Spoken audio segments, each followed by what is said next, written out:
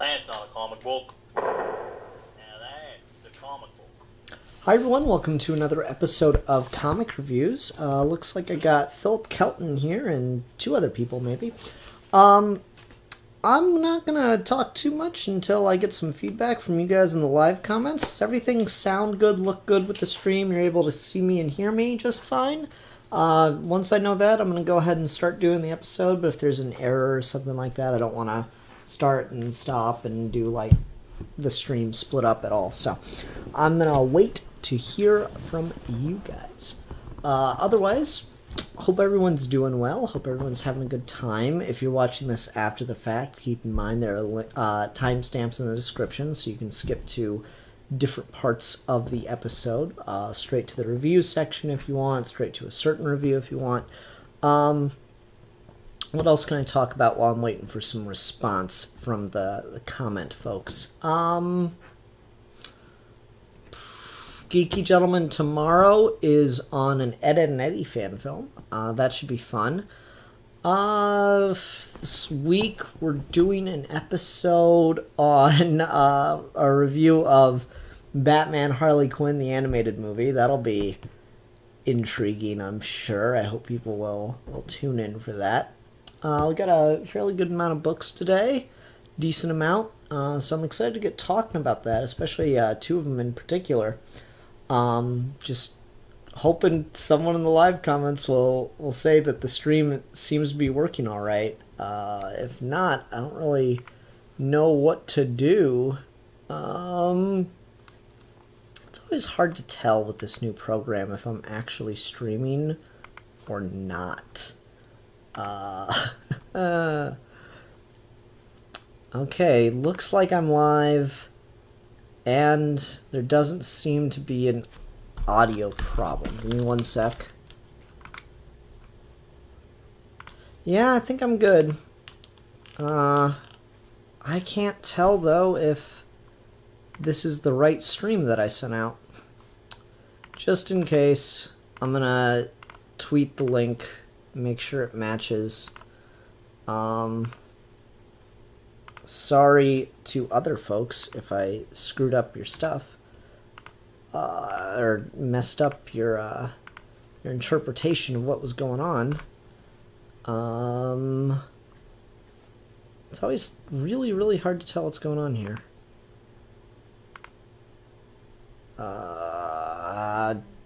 Shit out of luck. I don't know what to tell you. I think it like starts a new stream or something, so I apologize if people just aren't here because they couldn't find the stream. That's unfortunate because I think I got two people waiting on the other stream. Don't know what to do. Damn it. Can someone go over to the other stream that I think is active and let people know to come here? I suppose I could do that. Sorry, folks. This is one of the drawbacks of this new program that I got going. Makes things just a little more complicated as far as doing the stream goes. I don't know why I, as the administrator, don't have the ability to link in my live chat.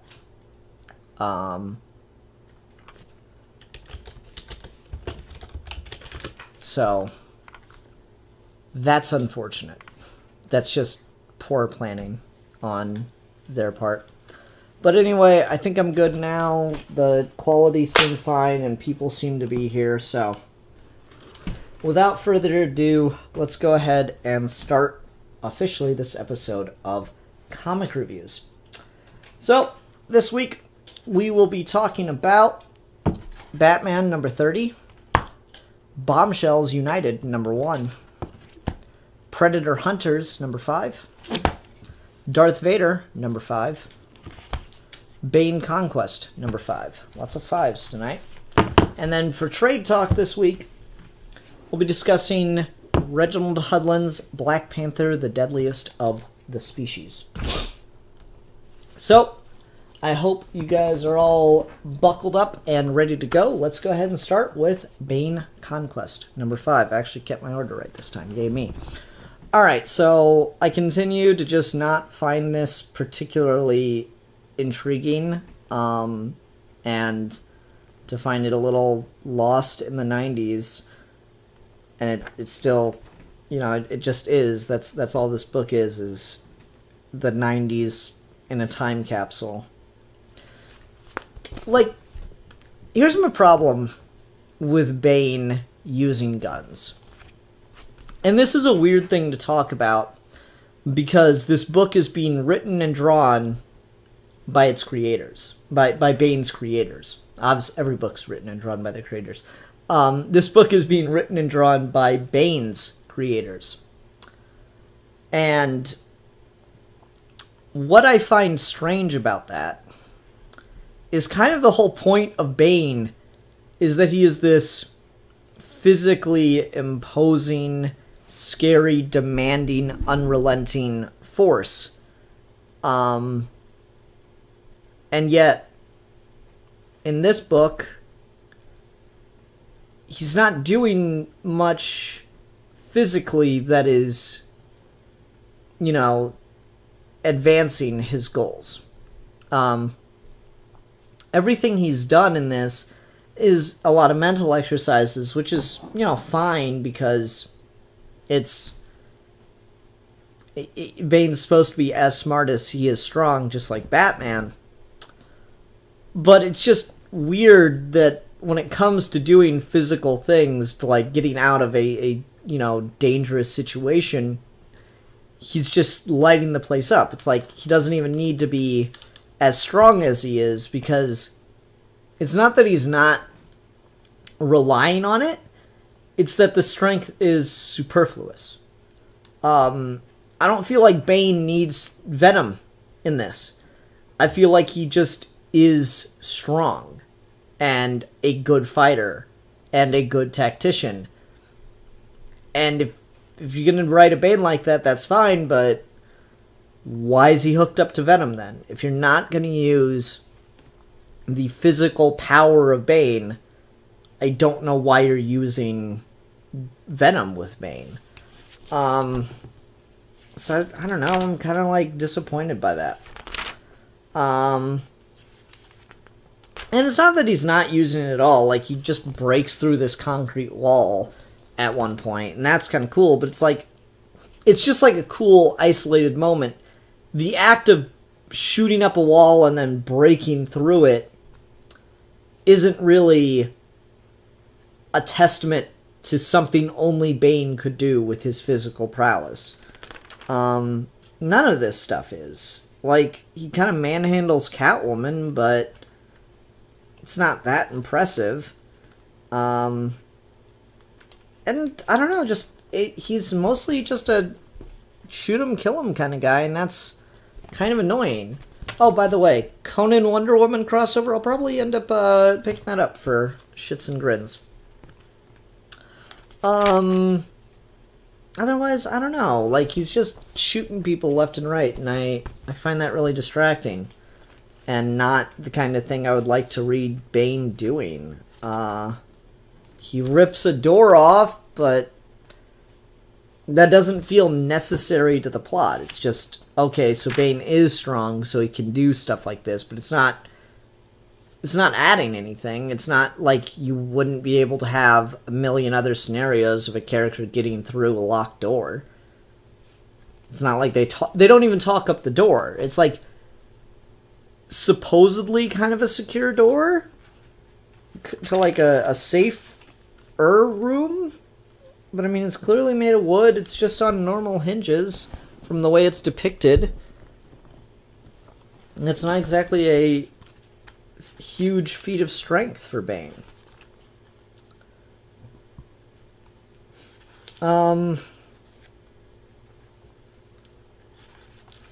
Plot of this one, they get out of the trap that they were put in. Bane and his minions get out of the trap that they had been put in, and light is coming like right through the blind in just a shit. Just a perfect line that is fucking with my face. So I'm gonna lean closer to the camera here. Yeah, Bane and his crew were put into a trap at the end of the last issue. In this issue, they get out and they turn the tables and win. Catwoman's involved, but like not really. In the beginning, she hits Bane and says, "Now that they'll be chasing you and you're all big and stuff, no one will even notice as I get out of here." And then later in the issue, she's kind of trapped between two concrete walls. And so Bane, like, just look at the 90s-ness of that panel, right? Bane shoots up the walls and crashes through it and, like, kind of forces her to work with him. And then they don't really do anything together. They just are working together for some reason, which is weird. Yeah, Catwoman adds nothing after he spares her life. She whips somebody. That's about it. She's not necessary at all. And then, like, she zaps him, knocking him to the ground, and gets away. It's just so pointless.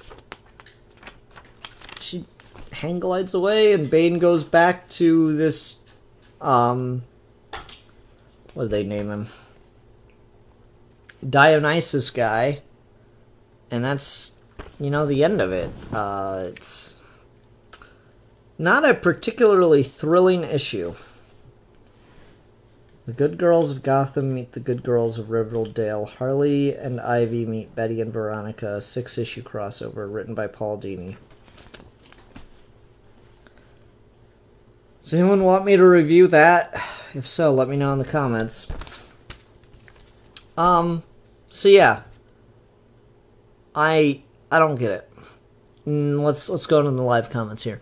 Nathan Sanders says, so the villain drinks a lot of wine since his name is Dionysus. Now it's related to this whole thing with, like, another guy calling himself, like, the servant of Dionysus, so they just call him Dionysus. Dr. Holocron says, Batman, I'm respecting your privacy by knocking, but asserting my authority by coming in anyway. What is that from? It's not Batman. Oh, well. Whatever.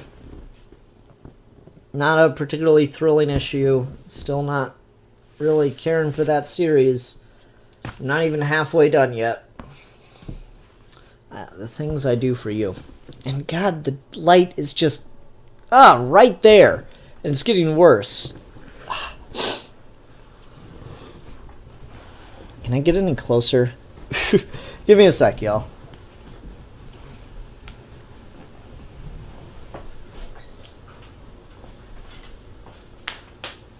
Gotta switch chairs. Hopefully this makes the light less of a problem. Whoa. That is horrible. I should be able to get closer in with this one. Alright, gotta go kind of far back for the light to be a problem. Assuming it doesn't move across the room, kind of like light does. Anyway, let's go ahead and go on to Star Wars Darth Vader number 5.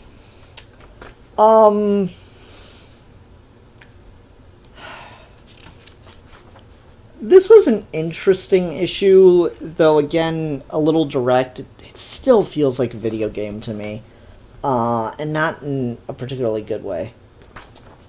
So, Vader's ship takes him back to Mustafar, and a message from the Emperor tells him, you'll have to go to where the dark side takes you, reach out with the Force, and corrupt the Kyber Crystal to your will.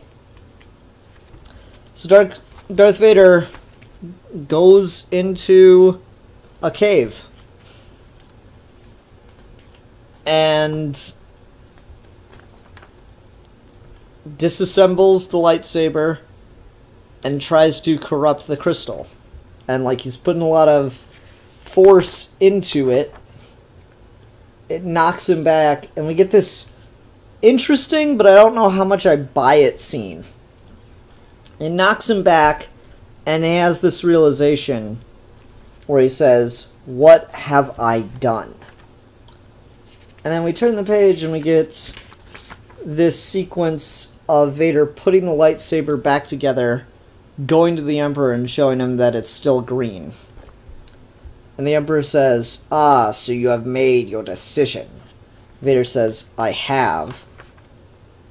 And then they fight for a page or two, and Vader kills the Emperor, and then goes to seek out Obi-Wan, and kind of kneels at his feet,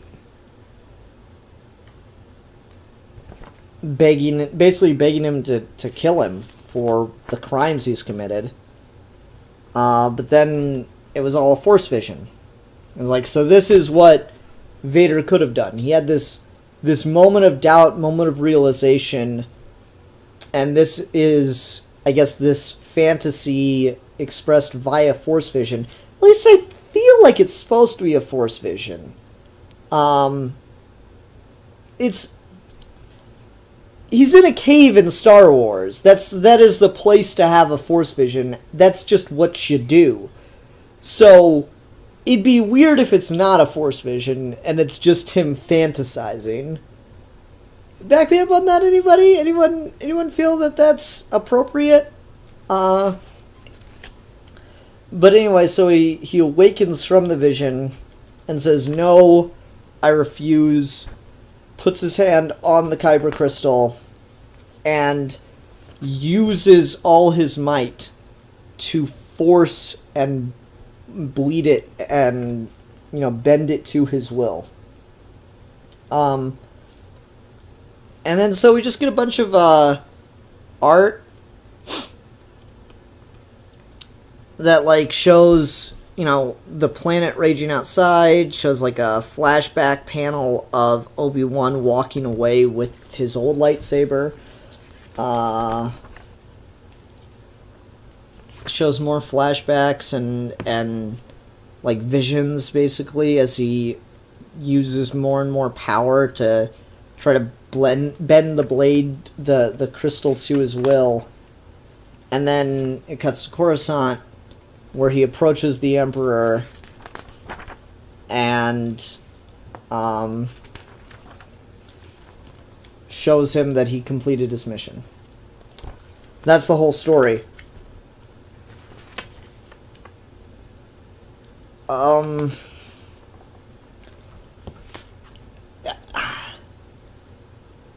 Again, I feel like this is a pretty decent video game. I feel like if I was the one doing this, I'd be alright, I'd be pretty into it. Because, okay. So the last issue was him fighting this Jedi and winning the saber itself.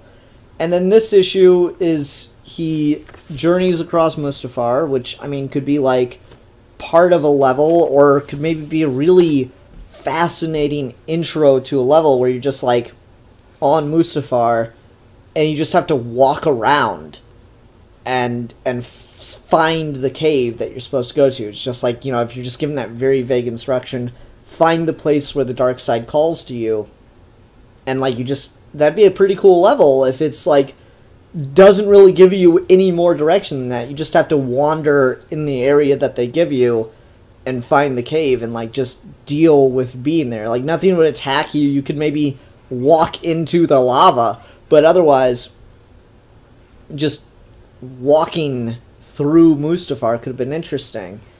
And then this process of taking apart the lightsaber could have been a mini game, where you got to be really meticulous, and if you screw up, the thing breaks or whatever. And then there's the initial attempt to bend the crystal to your will, and it's just a impossibly hard mini game that you have no choice but to fail. I like when games do that, when they make you so you cannot possibly win a level, like, in order to advance the story or something. So it's just like an impossible level, and then you get this "what have I done" moment, and like a quick cutscene where he's like rushing back to Coruscant and tells the Emperor, you know, and like, you know, this would be your damn it, I can never. Okay, ring hand. This right here would be like the end of your cutscene, and then you have to fight the Emperor with the green lightsaber, and that's the end of that scene. And then you like go before Obi-Wan, and this is another cutscene, and you're just like sitting there waiting for him, and like as he's about to kill you, maybe. Or I don't know, something like that, and then it just goes back to here, and you got to go play the focus. You got to go back to here and play the Kyber Crystal game again, or I suppose you could leave and go try to do that stuff. You got to do this Kyber Crystal game again and get the saber to turn red for you, and it's just like really intense minigame where it like throws, you know, these flashback images and these like. Oh, what's the name of it? When you have things in a game that are meant to distract you and take your attention away from what you're supposed to be doing. So it's like another Kyber Crystal thing. I don't know. Like, that could be really fascinating. As it is in a comic book, I'm like, yeah, okay. He's resigning himself to this fate. It's weird because, like, I feel like if I were the one having to make Vader do that, I would be more invested in this story than I actually am. And so it's just, it's a weird little out-of-place thing. I will say, though, these spreads of Vader trying to force this thing to do what he wants it to are really, really gorgeous. Like, the art on this is fantastic. Like, that's poster worthy right there. The composition, the attention to detail and the battle damage of Vader's armor, the exposed cybernetic leg. I love how you can see, and this is throughout the entire issue, I love how you can see the burned flesh of his leg. That is a great little detail to ensure got in there. Just a lot of this looks really solid to me, and in just a perfect kind of way. Again, these panels down here, I like the stuff that's like a flashback or whatever takes, like, you know, completely changes the color palette. That's really cool. Lightning looks great. I get a real sense of the pain this is causing him, though I think I just praised the visual continuity, and I think it might be, yeah, they screwed up the visual continuity for this panel, but that's alright. Vader should be missing a lens on the side of his face we can see. In all the other panels, he doesn't have that lens. Looks like maybe that's with all of these close-ups. It's hard to tell. No, they got it right for all of them except for that one panel, it looks like. There's a small scene with Vader just trashing two Imperial guards. It's whatever. It was kind of neat. Tarkin's there talking about the Death Star. Kind of cool. Oh, not really that big a deal. Vader goes in and, you know, presents the red saber. Looks cool. I like the Emperor's chair. We got the classic Death Star chair. Next issue is going to revolve around the Inquisitor, which should be interesting. So we'll see what happens there. And now, good, I can lean back again. Let's see, how's the comments section looking? A lot of jokes about just video games and stuff. Deadpoolzilla's here. Hi, Deadpoolzilla. Dr. Holocron kind of makes the point. I like the ideas, but the story itself needs more meat. Yeah, that's a really good point. Deadpoolzilla says that might be Tarkin's first comic appearance in Marvel. Really? That can't be right, could it? You may be right. Interesting. Alright. Let's go ahead and go on to Predator Hunters, number 5. Alright, so this is the conclusion, and with a lot of miniseries, I have noticed this consistent problem, and it is very, very apparent here. This should have been 2 issues. A lot happens in this issue. And it should have been broken up to 2 issues. And I can even tell you the space where it should have been broken up. Let me find the page. Right here. This is the page. And I'll get to why this is the page. This should have been the last page of the book. And the next part should have been the first page of the final issue. But let's go back and talk about this. Alright. So our heroes have killed a predator on the island, gone back to their ship with a captive of the predators who tells them they need to go now because they're not safe. And many are approaching in boats, but they might look like predators, but they're actually not. And that's a decision I'm going to talk about. But many of these characters are approaching boats, but they're actually humans, just in predator garb. And I don't like that. But anyway, this is the village from the other island. And they are saying they're going to take over the boat. They're going to board the boat and hold everybody basically hostage.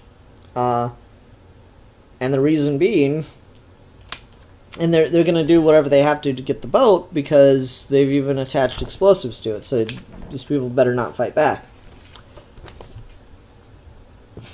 And now we get the origin of what happened. And this should have taken up a lot more of the issue here. We get the origin of what's happened to these people and how predators got on that island.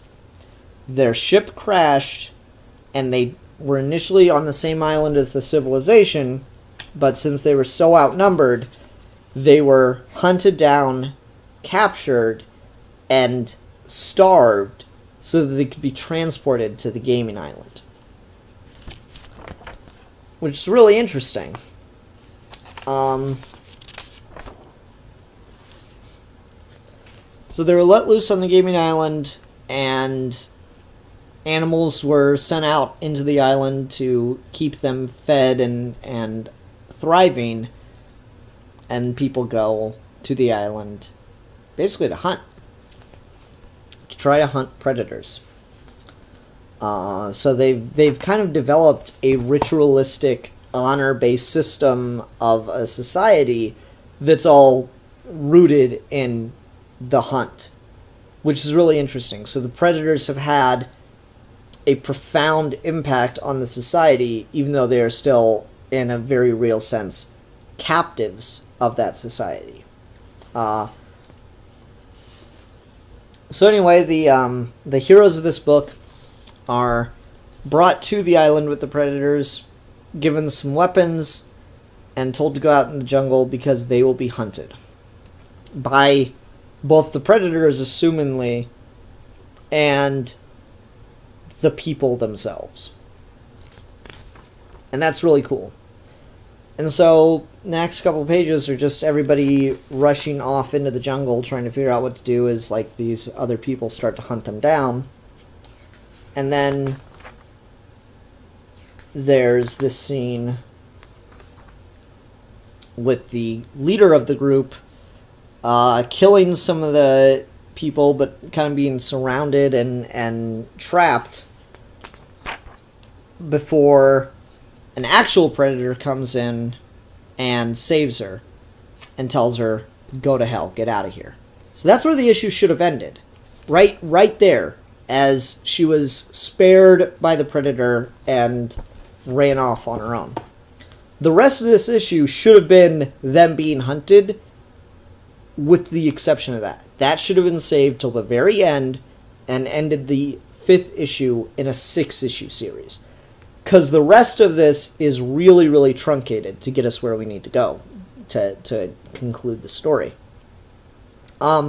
Before I get on to all that, I just want to say, making all the humans wear Predator garb was a poor decision. I don't know who came up with it, the writer or the artist, but whoever decided to do that really didn't think it through, because it gets very difficult later on in the book, and just throughout the book, to tell who is a person and who is actually a predator.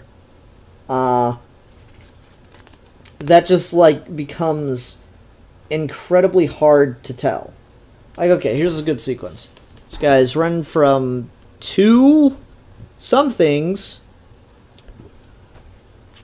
and he is cornered on the edge of a cliff by those 2 somethings. And, like, I'm looking, and I really can't tell if they're predators or humans, because everything about them looks like it could be either or, based on the way this book is showing us stuff. So, like, one of his buddies comes in with a spear and jabs one of them, but I don't get any sense of if its blood is red or green, so I don't know if the guy killed a human or a predator. And then helicopter shows up and shoots the other one to pieces, and we see it's green blood, so we know it's a predator. So I have to assume the other one was a predator too.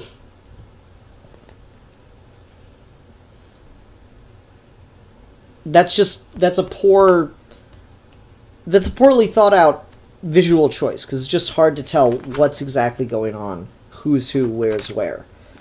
In any case, how'd the helicopter get there, I hear you ask? So, the woman that was spared catches up with one of the island dwellers who had whispered something about, save me from this place, take me with you. And she still wants out, and so has smuggled a boat to the island, and gotten on that boat with this girl, and now they're heading back to the big ship.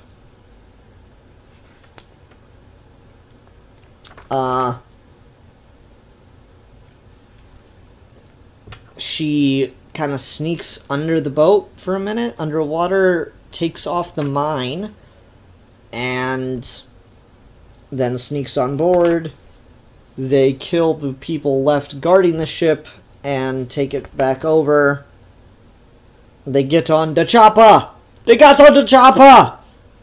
And they go back to the island and just kind of start mowing down the bad guys left and right and saving all the other people, including killing a predator, as I already showed. For the other predator, which again, this is weird, they literally just killed his best bud in front of him, even though he let the other girl go. They killed his friend in front of him, I have to assume. And so, this is a very morally confused predator. Then they leave him with, like, the proper predator equipment, like the mask, all that stuff. He puts it on, activates the bomb, and takes out the whole island. We're led to believe. And that is a satisfying ending. I like that ending. I'm still just really confused as to how different parts of that worked. It just does not make a ton of sense to me. And it easily could have been fixed if we just had a full issue to explain it all, you know? It's just a lot happens in this issue, and so we have to be really sparse on the details for some of it. And again, having the Predators and the humans be in the same garb could have been used as an interesting plot point. Philip Kelton says, maybe not even the Predators know who is a Predator. That's not at all in any indication the sense that I got from this. That has, as far as I can tell, nothing to do with the story of this issue. That is just an incidental choice because these people were inspired by the Predators. And honestly, that's fine, but you need to do something to really make sure we, the reader, know who the Predators are, who the humans are. Because, like, in a sense, they're all predators. They're all hunting. But you know what I mean. We need to know who the Yautja are, right? And that's just problematic. And, you know, it's a bit of a letdown of a final issue to what is overall a pretty good story. And maybe this works better as a complete piece than this single issue does on its own to conclude the thing. But as is, I was less than pleased with this. So, I don't know. I feel like if there were another issue and it just ended at this point, which is almost, you know, midway through the issue. Literally, it's the midpoint of the issue. If the whole issue had just been them being hunted on the island, the background that we got, all that stuff, and ended here, and then the next issue had started, you know, where this starts, that would have been fine.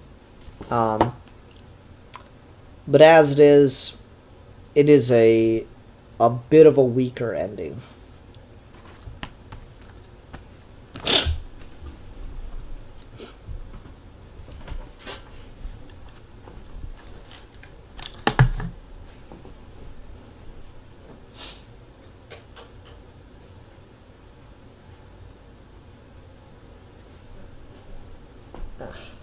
Ow.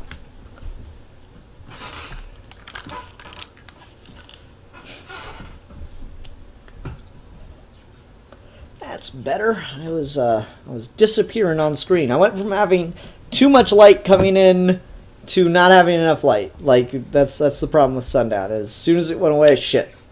I was shit out of luck. You can see all the yellow on my hands from my gloves at work. Alrighty then.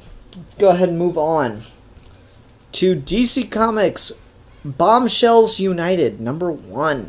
Okay. I have ranted and raved and raved and ranted about how good Marguerite Bennett's Bombshells was. That volume of comic books was for 2-3 years straight, 3 years, consistently one of the best things I read. It did not have a bad issue. It did not have a bad story. Sometimes what was going on was a little, it's just okay this week. But there was not a bad issue in that run. This is the second volume. It's a new continuation. Everything's still in continuity. But from this issue right now, I can tell you, you don't need to know what was going on. Everything that happened that is relevant to this issue is explained in this issue. And this opens up a new front of the war. So, you're good. You can read this without having to have read all of Bombshells. You should still read all of Bombshells just on principle, but you don't need to be picking this up, and you need to go pick this up. Alright, so there's my spoiler-free section. I recommend this incredibly highly, and for however long it's going to go, I'm going to be picking it up. I'm going to be talking about it on the show. If you want to not have to skip a link, you should add this to your pull list, because I promise you, I'm consistently going to be talking about it, and you should be consistently reading it also. Alright? It's as firm as I can be. That is the most glowing recommendation I can give right now. Without even talking about this book, just on the principle of what this is, I recommend it wholeheartedly. This is the jumping on point you've been waiting for. Go pick it up now. I'm waiting for someone in the comments to say, okay, just get on with the review. So let's go ahead and preempt that and just get on with the review. As I said, there's a new front of the war now.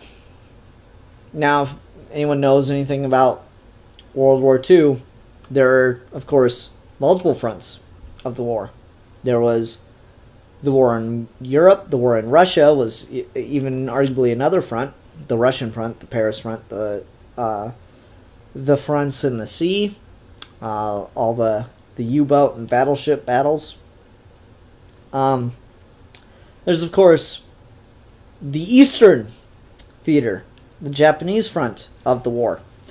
Definitely very impactful, very worth talking about. We're talking about none of those fronts today. We're talking about a front of World War II that is never focused on enough. The front on American soil. No, this is not fictionalized battles of Nazis or the Japanese invading American soil. Though there were a couple instances where stuff like that did happen. It's certainly worth reading about, and it's interesting.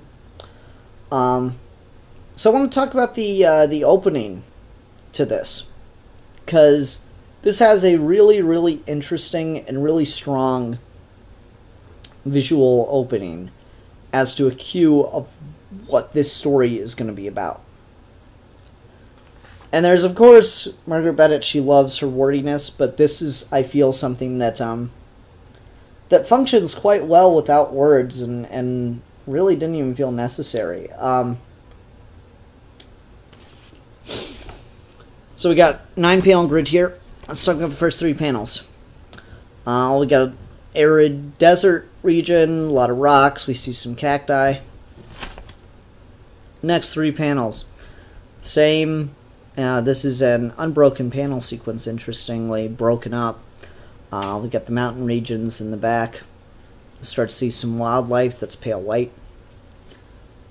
Next image, again, same, it's just broken up by the gutters.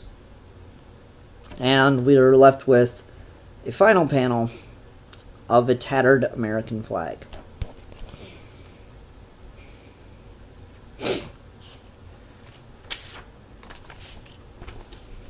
And then we cut to Wonder Woman fighting soldiers.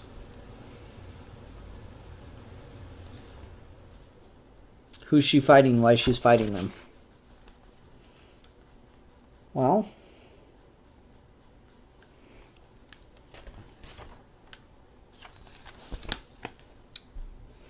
Wonder Woman's fighting against the illegal internment of Japanese American citizens. Asian American citizens, actually.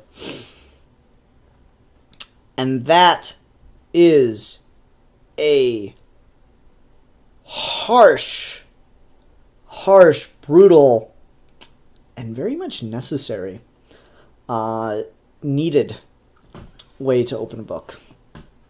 When your last volume was filled with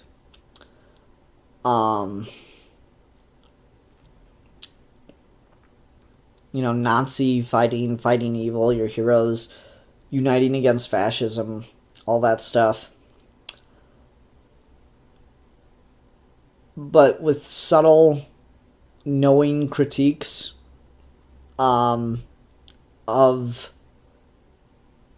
the attitude back home.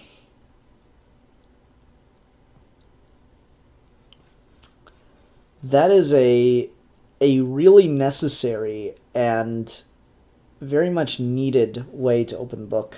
So yeah, she's fighting against the American military in Arizona in 1943.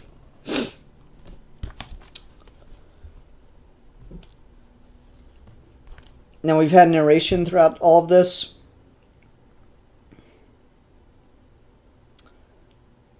Executive Order 9066. The internment of Japanese American civilians. I won't let this happen here. Not on American soil. My name is Donna Troy, and our battle is just beginning. So Donna Troy is a Japanese American fighting against, or planning against, rather, the illegal internment of Japanese Americans. Or Asian, I keep saying Japanese, very broadly Asian. This is definitely going to be worth talking about, because it comes up later in the book. And I'm looking at the live comments, and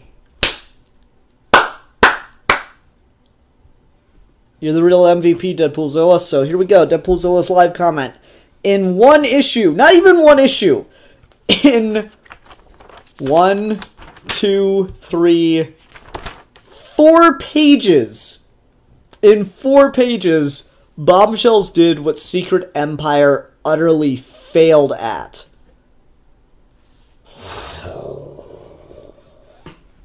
Ouch. Oh, let me see if I got some ointment for that burn. Damn. That's just it, though. Secret Empire wanted to criticize current American values and this, seeming attraction towards fascism and how that's not us kind of mentality. This doesn't have to make our heroes evil to criticize that attitude. It shows us our past. And this issue is literally filled with that stuff.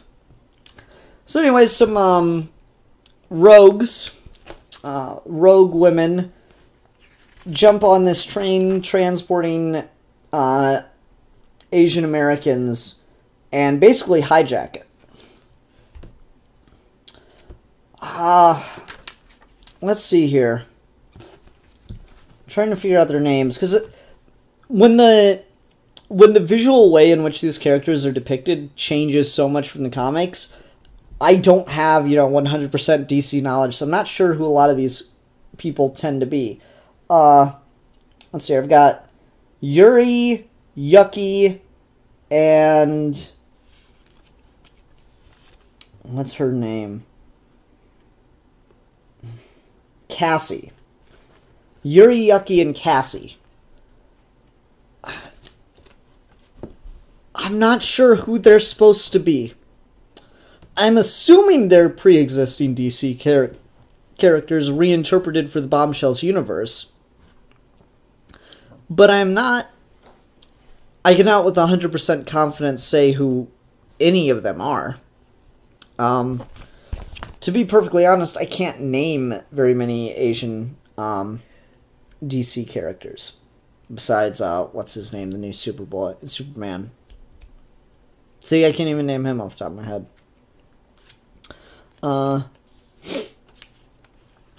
Okay, Cassie is probably Wonder Girl. Yeah, that makes sense since she's blonde. I don't know who Yuri and Yucky are. Yuki? It's probably Yuki. Yucky's, yeah, Y-U-K-I. Yuki makes more sense. So anyways, they hijack the train and let everybody go. And Donna had orchestrated the whole thing. There's Cassie right there. And there's the other two, Yuri and Yuki. I'm not sure, again, who they're supposed to be. While Wonder Woman fights off the American military security force that is, supposedly protecting this train. The military escort.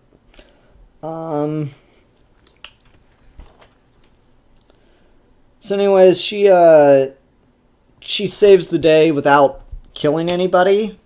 Splits a bullet with her shield and uses a talisman we later find out she got from Vixen to call some eagles to her. Wonder Woman plays Gandalf. Calls some giant eagles that everybody flies away on.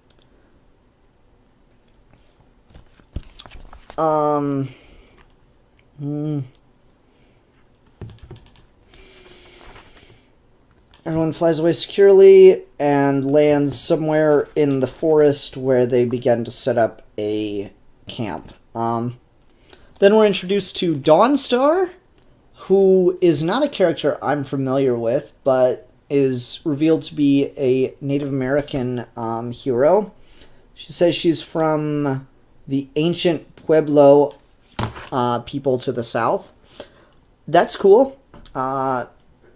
Really interesting. And also what I like here is that there's a really, really strong critique of different, how to put this, different marginalized groups within the United States kind of not having each other's backs. That's been a consistent problem in the history of our nation. Famously, the civil rights movement was given a lot of support by the, blossoming LGBT community in the 60s. There, it was still very much illegal to be gay. But when a lot of LGBT people started fighting for their own, unique needed civil rights, they were not joined by the black community, the African American community, and that really hurts. Like, quite infamously, Martin Luther King Jr.'s daughter is still very much an active voice fighting for civil rights for black people. She has again and again and again come out very much against LGBT rights. So there is a very, it's not us versus them. It is like a multitude of groups. But there is a bitter history of these groups not supporting each other a lot. And so there's this interesting exchange between Dawnstar and Donna Troy, who's, again, Asian American in this, about how Native American groups, or Native American tribes, rented the U.S. the land to build Japanese internment camps on. And Dawnstar is very, very apparent about this. She goes, yes, they did. A mighty force and terrible power uses our peoples against one another. Every inch of this land from ocean to ocean once belonged to a people other than them, other than you. Driven to a point of desperation, those who have been harmed can be used against those nearly as desperate as they.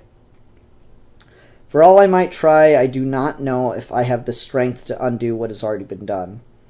I can only try to prevent it from happening again.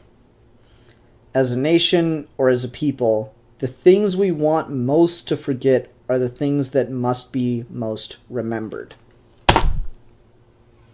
That is, hands down, one of the most brilliant and necessary critiques of American history I've ever read.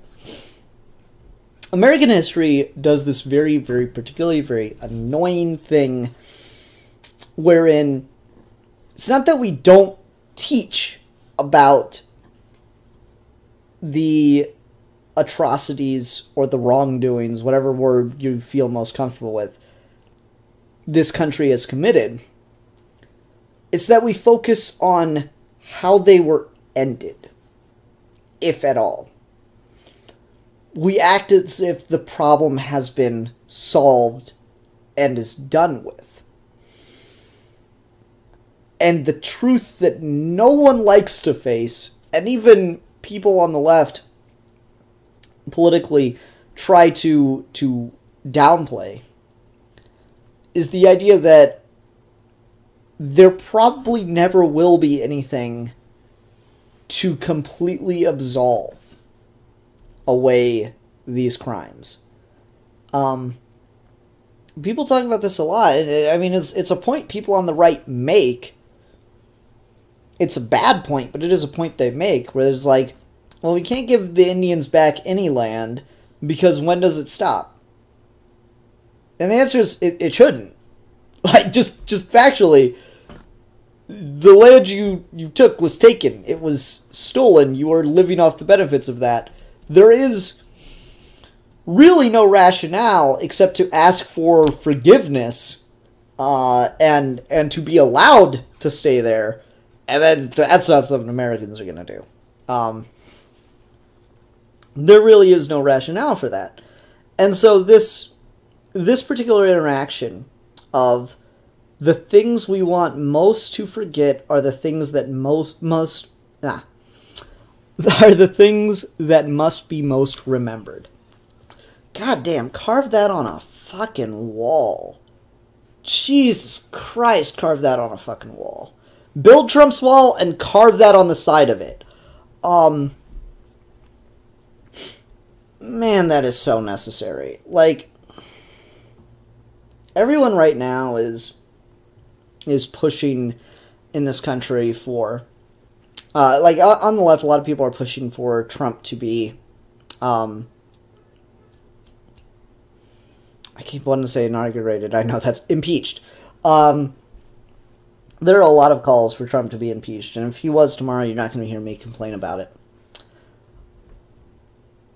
But unless there's some very specific situations, that is not going to solve the problem that put Trump in power.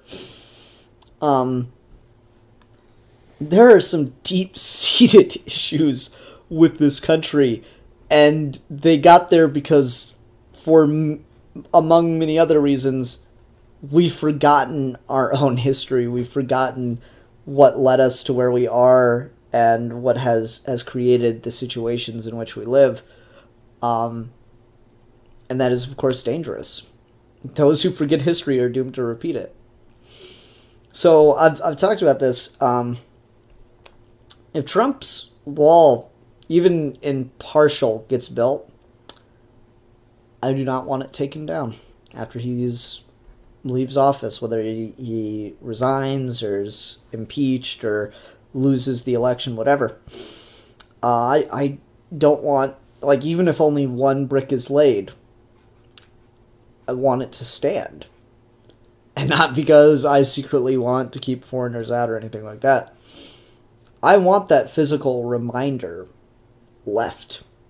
I want that to be a gigantic scar left and forced to be remembered, never to be looked away from. And, it's interesting to talk about that as we discuss, as the issues of Civil War statues that glorify the South still stand. And, there might be some nuance here, but I think the key difference is you can leave a wall to rot. You can leave it to crumble on its own. You don't have to tear it down. And that in and of itself can be the message.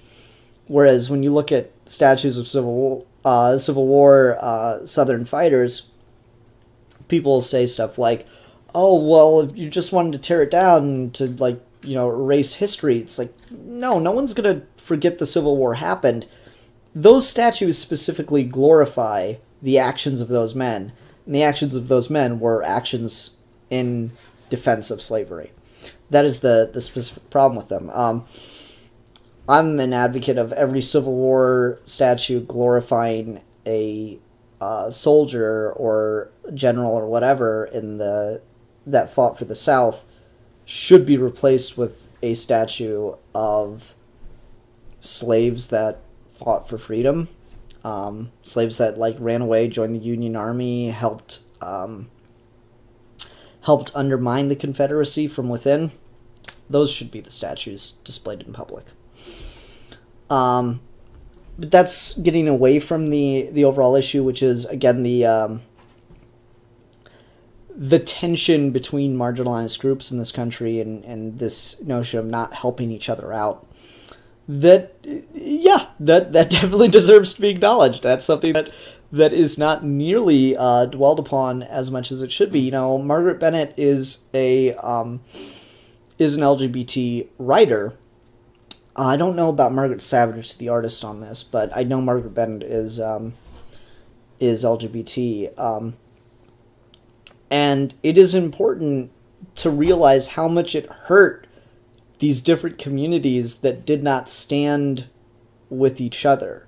Again, LGBT people marched with the civil rights crowd, got beat up with the civil rights crowd, fought for civil rights, and then when it was their time, the black community, especially the civil rights side of it, did not come through in as big a way. There were, of course, people that did, but they were relatively the exceptions. And that's not okay. But at the same time, holding grudges isn't going to help the situation either. These are all caused by the same root, so need to kind of bend through it and get through it. And honestly, that's a wow, this episode's going all over the place. That is a consistent problem with the way in which oppressors use internal divisions. This is, a really common thing to get away from American history just for the hell of it. Rwanda? If anyone knows the situation in Rwanda, I'm not super educated about it, but I know the basics. The colonists divided the population into two ethnic classes, Tutsi and Hutu. And it was based on really subtle, kind of silly genetic differences. Like, a Hutu had a bigger nose and bigger lips. They were more like a cartoonish, stereotypical image of an African native. And a Tutsi would have a slimmer bridge of nose, lighter skin tone, thinner lips, stuff like that.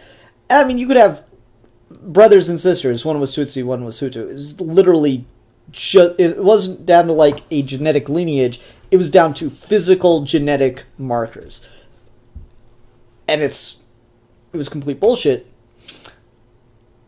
But even after the colonists were kicked out, it caused huge divisions in this country in that country, not this country, for decades.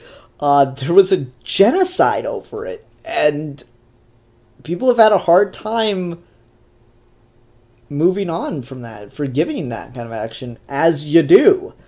To go to American history, to look at this way that that different classes, different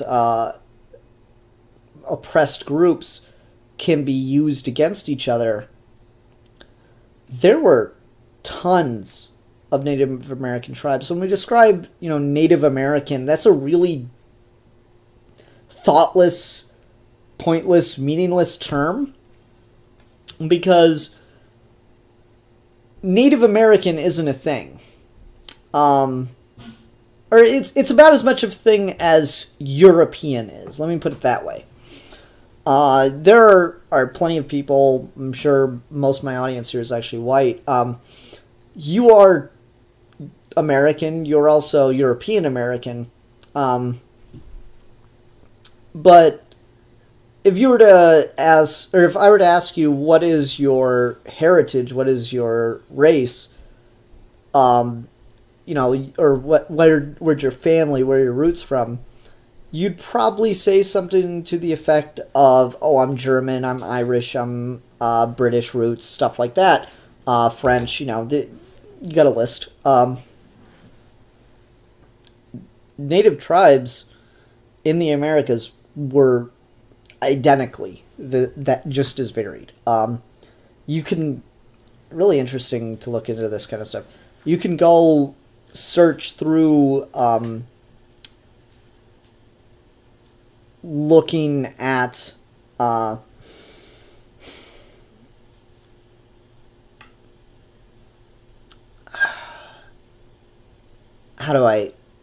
you can look through maps of America that have the lines drawn, instead of splitting up the states as we know them now, have the lines drawn for territories controlled by different tribes.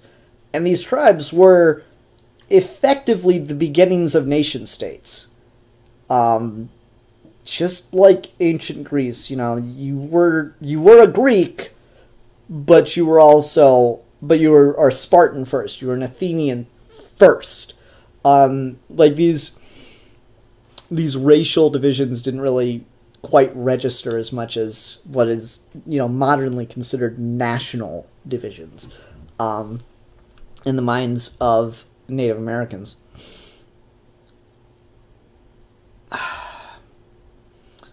So, the U.S. government, of course, kind of used that against them, used these long-standing and honestly quite justified grievances. Like every nation has a history of war with other nations. That's an unfortunate existence. But the U.S. government, just honestly, all of the European powers kind of used the internal strife of this land's native people against each other.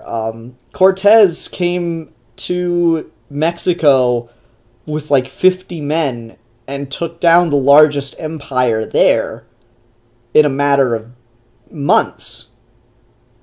Maybe years. I'm gonna go with months though. Because he allied himself with foreign native powers that the Aztecs had crushed. And yeah, the Aztecs were not a great people to be ruled by. They were, kind of cruel. Human sacrifices, the Aztecs did them as psychological warfare. An Aztec warrior would capture a opposing warrior and not kill them on the battlefield, but would attempt to knock them unconscious, drag them back behind enemy lines, so that they could be sacrificed. That was the history of that nation. So certainly, if I were what was left of the Mayan Empire, living under Aztec rule, and this guy with these, godly weapons, as far as I was concerned, came and asked me to help him overthrow the evil empire at the time, yeah, definitely. But there were lasting consequences, and of course that ended up being what I would argue much worse treatment with a prettier bow tied on it. The Aztecs did not destroy Mayan culture. The Spanish collected Aztec and Mayan books and writings and art and burned them. The culture of the people was demolished. Along with the people themselves, sold into slavery. Like, people go, oh, well, the Aztecs and the Inca owned slaves. Yeah, they did. The Spanish grossly expanded that empire, or that enterprise, rather.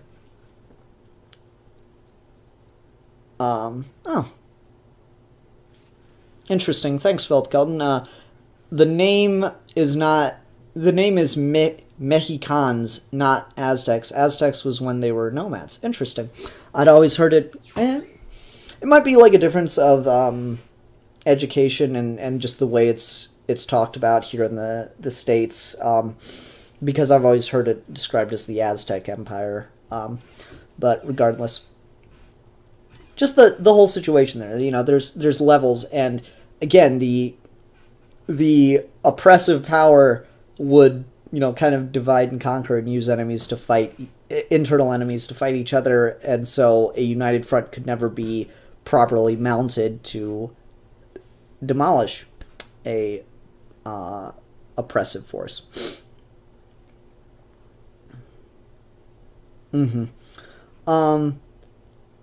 So that's a very long conversation about a short conversation, and there is just a ton packed into those 2 pages. So I found that incredibly impressive. And again, it all goes back to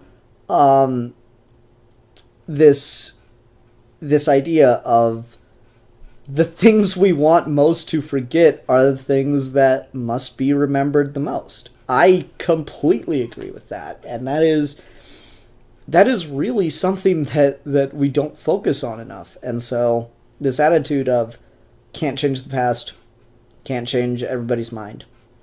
What I can do is what I can do right now. I can help.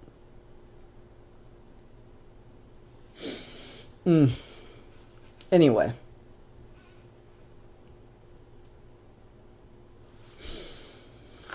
Philip Kelton is educating me about the Aztec people. I'm always interested to find out more of about the Aztecs, Mayans, Incas, that whole wealth of civilization completely wiped away. So anyways, we get some more stuff. Oh my god, I love this. I didn't even notice this detail. Margaret Savage, good job. Donna Troy, look at her skirt. It's got the stars on it. Oh, that's so cool. I love it. That's awesome. So anyways, we get some background, because, like, I saw Cassie go, oh, white girl, blonde hair. Okay, so she's, like, an ally trying to help the Asian American people here. No, she's like 1/16th Asian American, and she is under threat, and that was a real thing, too. They even talk about, I thought because of your hair color that they'd leave you be, and she's like, no, they really don't care. It's anybody. And again, there's so much good in this book, my god. I was sure you'd slip through their fingers, Cassie. The way you look, I mean, those 1/16th blood laws are awfully arcane. Warlocks and warlords don't have much difference, do they? Emily's family is Korean, with Korea being a Japanese colony and all. They don't even belong here. And I love this line from Donna Troy. These are the internal visions we were literally just discussing. And Donna Troy comes in and she goes, none of us belong here. It shouldn't be horrible because it's happening to a blue-eyed blonde girl or the wrong kind of immigrant. It should be horrible because it's happening to anyone. Oh my god, that is a great line. Oh, that is, like, so good. Like, just, where's my phone's in the other room? I want to tweet that panel out. God, that is great. Like, okay, I get that people are trying to qualify and humanize and demonstrate things, but God, it drives me crazy on Twitter. Like, right now, I'm seeing this stuff with Trump talking about, ending the DREAM Act. You see people tweeting out pictures and stories of these so-called dreamers. One of them that was going around very famously was of a, I believe he was a firefighter or maybe a ambulance paramedic. This guy who was brought to this country illegally as a child, but is registered under the DREAM Act and is working in Houston right now as a rescuer, trying to save people, Americans that have been devastated. And people are like, this guy Trump wants to send home. And I'm like, yeah, that's fucked up. So is every other one. It doesn't have to be qualified of, like, this is one of the good people that Trump's trying to send home. It should be fucked up that it's anybody. Not send home. That's not the right thing, because this is not home. Send away is the right word. It shouldn't matter what he's done or who he is. It shouldn't matter if he's just a kid that likes to spend his days at home playing goddamn video games. It's wrong, it's always wrong. I don't care if he saved someone's life or if he's, eating Cheetos in the back of a in the back of a gas station right now. Each of them equally wrong. Sending either of those kids away is terrible. So yeah, God, that's such a good point. Fuck, this is a great book. It's so brutal and it's so fucking pointed. I got a fake sword back there, and my directions are still messed up. I got a fake sword back there, and, like, God, I wish it were real, because I could point it in the camera, and it's like, this is that pointed. Oh, man, this is a good book.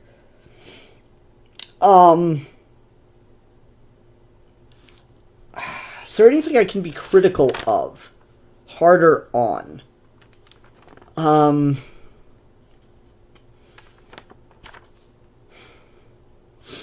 As always, Margaret Bennett's books are very wordy. And when the words are hitting home this well, it's hard to complain about that. But I would like to see a little more done with just some visual storytelling, some more visual realizations. And we get a little bit of that, but it's like kind of... It's cluttered by words about another thing. It's like, it's layered visual storytelling, but it's layered with dialogue referring to something else. As this crow talks about what Wonder Woman's going through and that the fact that she's fighting the American government now. That's interesting, but this visual here, I feel would be really, really strong on its own if she just let it be on its own. And it's not. It's got dialogue laid over it, and so that kind of bugs me a little bit.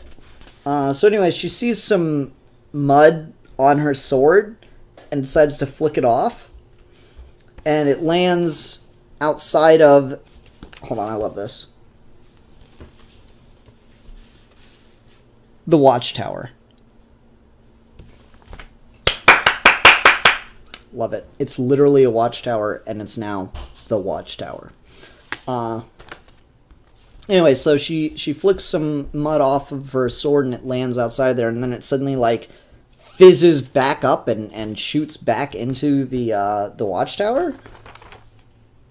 And it's this soldier she was fighting, and he's spitting all this rhetoric about how she's betraying her country and all this stuff.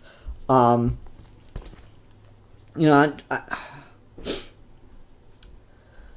you remember me? What an honor. Not, I admit, the way I ever dreamed of meeting you, but I guess you're to blame for that, you vile two-faced... Ha, there's the Wonder Woman at last. You fought for the Americans in the fields and the trenches, then turned around to spit in our faces, ripped up Nazi tanks, and plucked our boys from the sea just to cut our legs out from under us. You were our hero. Now you're throwing all that away to what? Bust a bunch of vermin from their cages? Betray the land of the free?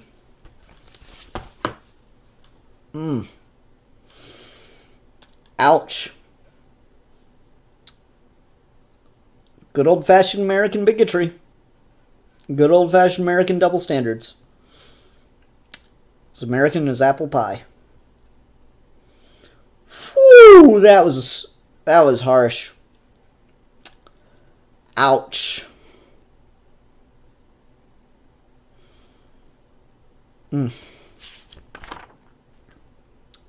So anyway, the guy tries shooting Wonder Woman. She blocks it with a bracelet, and it goes back and hits him in the face.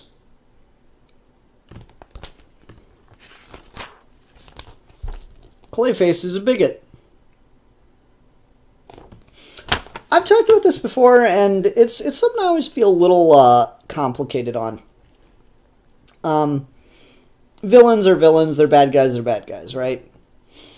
But I do always question about, are all villains made the same? And I kind of go back to this, you know, famous interaction between the Joker and Red Skull, who in that story, it was like Captain America, Batman crossover, who in that story had been working together.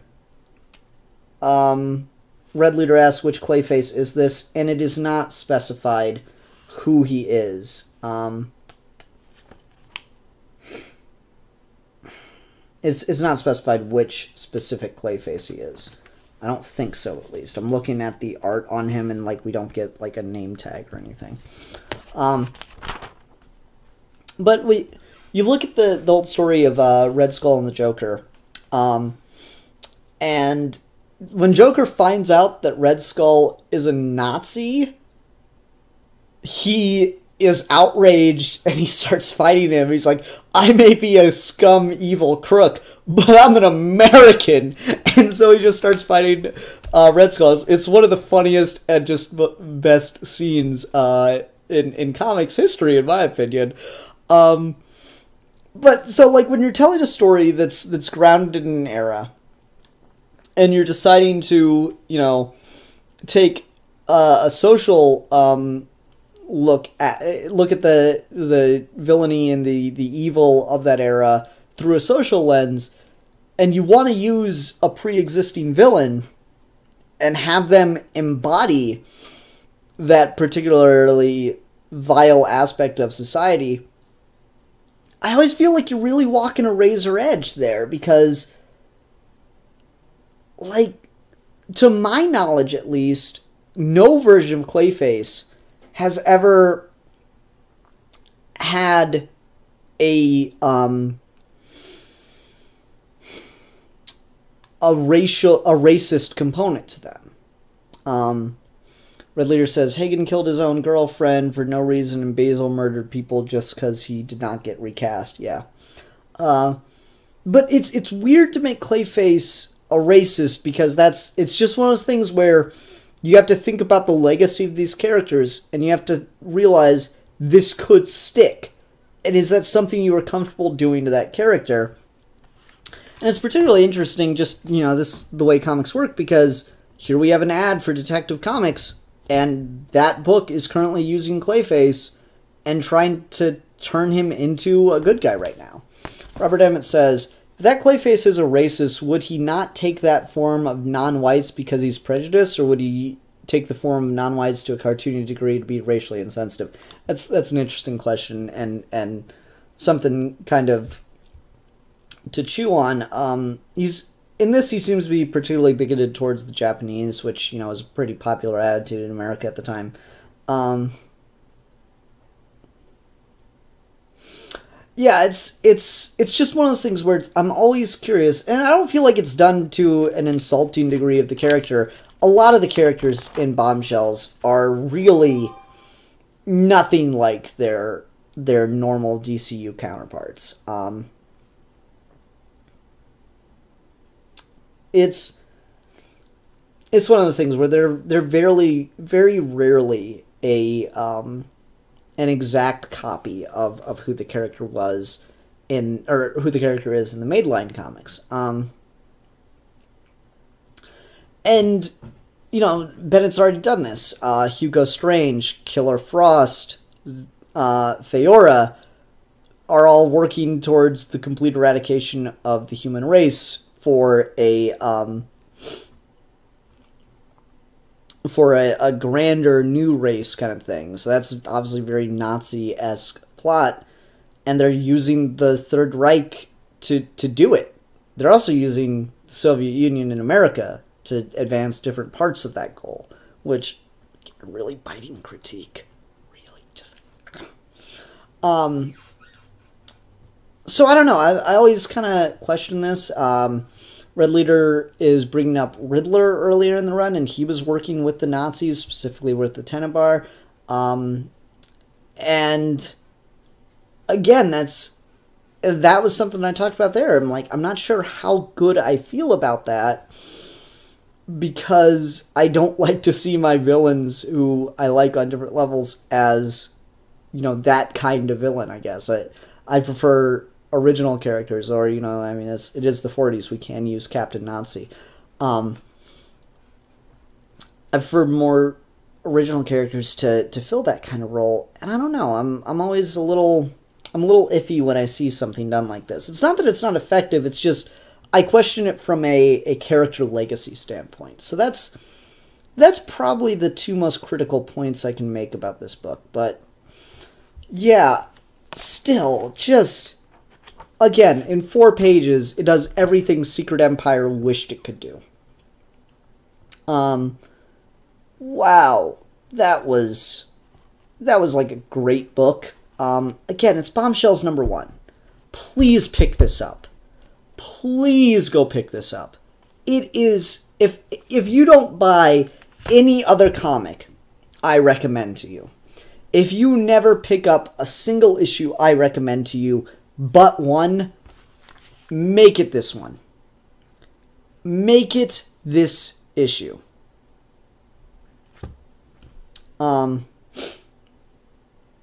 So, please, please, please, get that issue. Just go get Bombshells United #1. All right? Might be a little confused with stuff related to the wider story it's been telling, but just pick up Bombshells #1. Robert Emmett says, is it an ongoing or a limited series? It is an ongoing. It is the next volume of the Bombshells line. I thought, like, okay, so it was initially digital first and then print, so maybe they're making it a new line because they're just going full print first or something. No, it's still digital first, so you can go read it online, too. But yeah, go get this. It is most definitely worth your time. All right. Let's go ahead and move along to the last single issue of the week, which is Batman #30.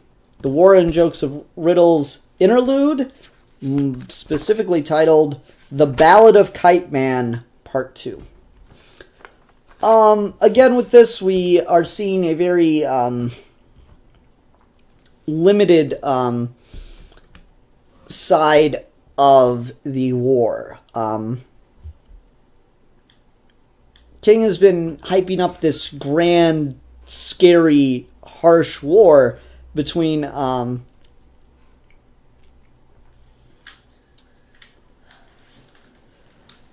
Joker and Riddler, and yet we're not really seeing the fighting a lot of the time. We're seeing maybe a little bit of it, like the Deadshot Deathstroke fight was probably the most we saw, but it was just like snippets. It was snapshots of the fight.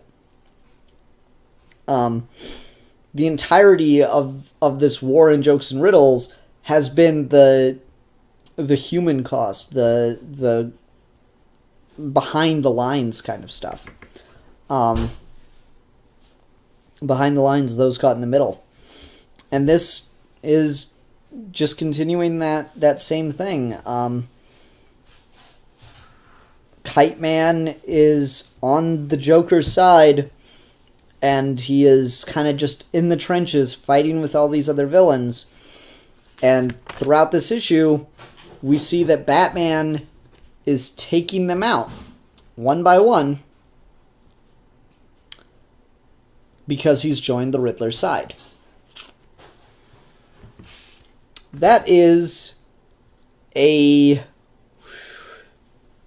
really surprising and kind of, freaky turn, and I'm amazed we did not get a scene to show us how it happened. We know everything we need to know by the end of the issue, as far as, just why he joined the side or how he's working on that side. But they do not give us the scene of him going to Riddler and saying, "I'll fight for you," against the Joker. So our reveal for it is that Kite Man's going to go out on patrol with Tweedledum, Tweedledee, and they go, well, who does Riddler have that punches as hard as Batman? Nobody. Yeah, who does Riddler have that punches as hard as Batman? He has Batman. And so throughout this issue, we see Kite Man interacting with the other members of Joker's crew as they're slowly being whittled down and away. He's flying with Man-Bat. Man-Bat gets taken down. He talks with Ventriloquist. Ventriloquist gets taken down.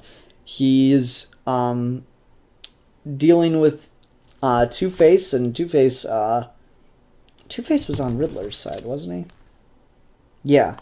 He's dealing with Two-Face, and Two-Face doesn't kill him, but leaves him, really, really hurt. Talks with Cluemaster. Cluemaster gets taken out, hanging out with Mr. Freeze, or gets attacked by Scarecrow and deals the consequences of that. Hanging out with Mr. Freeze. Mr. Freeze gets taken down. Hanging out with Mad Hatter. Mad Hatter gets taken down. And he's just there the whole time until we get to the middle of the issue where Joker gives this really big speech about how great his army is and how good a job they're doing and how they're winning this war, and how every member of his audience is playing an integral part and is doing a great job. And he gives this speech on a stage in a theater And then we get a 2-page spread of that audience he's talking about. All he has left is Kite Man. That's funny. That is a joke. That is not making me laugh in the slightest. I didn't chuckle. I didn't, feel amused by that at all. I was looking at him like, wow, that's really freaky. So anyway, also throughout the issue, we have sections of a conversation that Kite Man was having with his son before his son died. And in it, his son is talking about how his mother called his father a joke.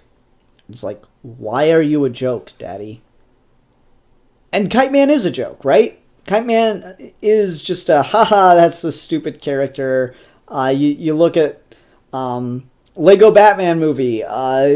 Joker goes through all the villains that he's got, and he says Kite Man and Crazy Quilt and all these.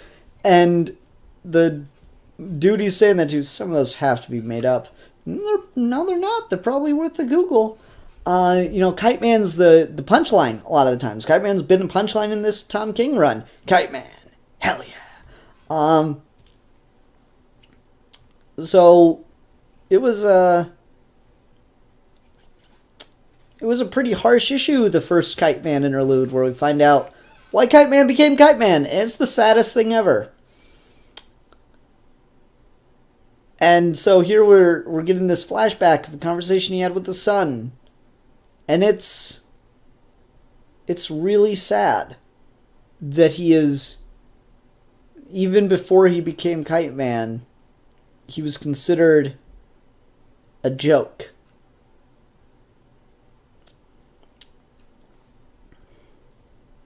And it's so sad to see a guy trying to explain to his kid what that means. Because when your ex-wife says you're a joke to someone else or to your kid, it's very clear what she means. But you can't have your kid thinking that about you the way it really is meant to be read. So he tries to explain. He's like, well, people like to laugh at me when I mess up or when I screw up or whatever. And so that, in that sense, I'm a joke. But if I recognize what they're laughing at and I do it anyway, then they're laughing along with me. And then at least I'm laughing too. And that's, again, we're dealing with this idea, the war of jokes and riddles. It's literally become a war of jokes and riddles. That's fascinating. Kite Man is a joke. Two-Face is a riddle.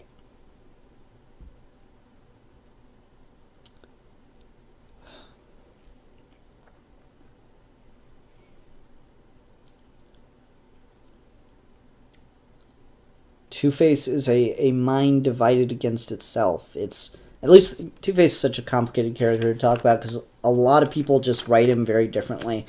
The way King has written Two-Face in this issue is he is arguing with himself. Harvey and Two-Face are arguing with them between themselves whether or not they should kill Kite Man. And, this is a great way that we get some exposition without having to show that meeting between Batman and the Riddler when he agreed to be on his side.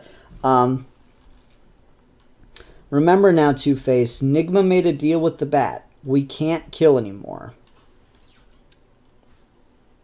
Great little bit of exposition. Works perfectly naturally, increases the drama of the situation. But yeah, in the way King writes Two-Face, he is a mind at war with itself. He is having conversations, arguing with himself about what he can and can't do, what he wants to and doesn't want to do. That's just good writing. That is a riddle. It's this complicated, weird puzzle that you're trying to wrap your head around. It's good. So anyway, the big climax of this all is that all that's left of Joker's army is Kite Man. And so it's at that point that Batman takes Kite Man down and in, but not to the police, takes him in to the Riddler. And the Riddler reveals what their plan had been all along. To leave Joker with only one person left in his army so that they'd know where he was going to run after his army was defeated. And so Joker obviously would have told Kite Man, and they knew if they left Kite Man as that last member, he'd be the one that they could break.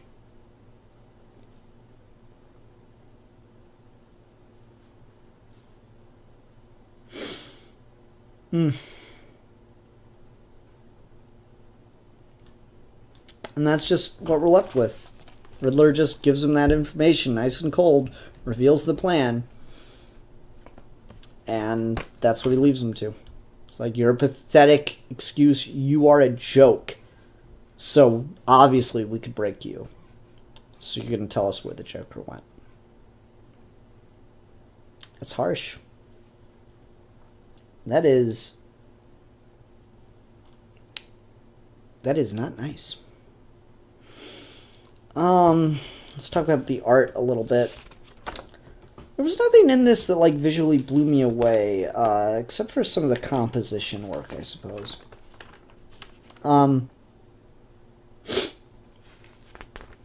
This is a neat little trick. They're obviously in a circus, but Joker hits Kite Man over the head with a chair, and he kind of, like, wakes up on the ground, and just the way this panel laid out, he's on the ground of this circus tent, but this next panel of him rising, he's got stars going around his head in a circle.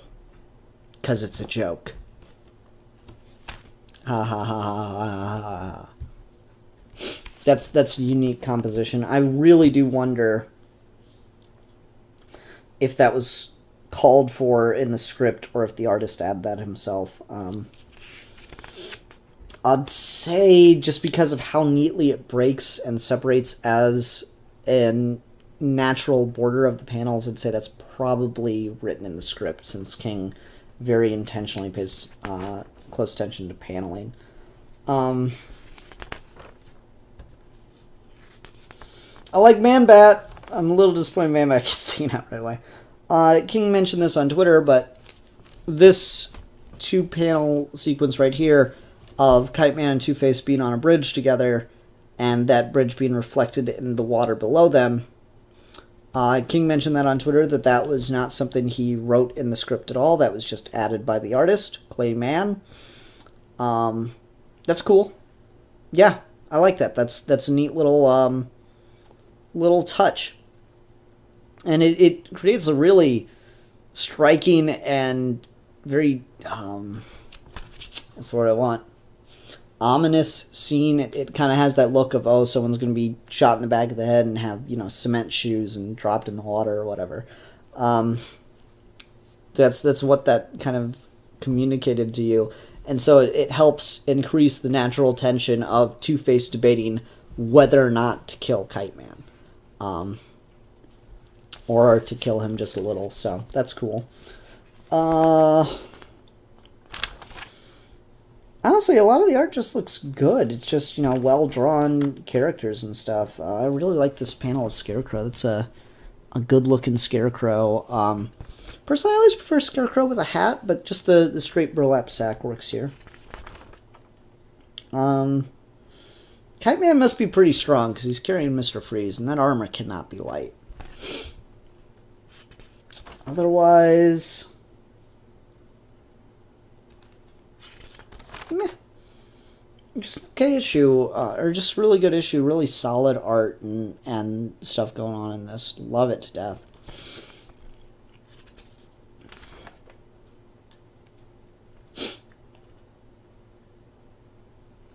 man, this theater looks great. We could have just easily shown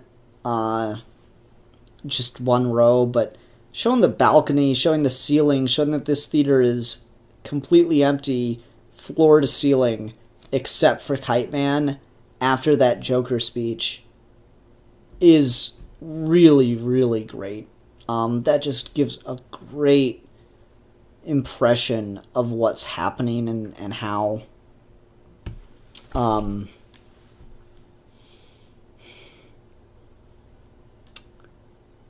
hopeless Kite Man's situation is. Especially because earlier we see him get beat up by the Joker, so, like, he is not going to obviously be pleased with him.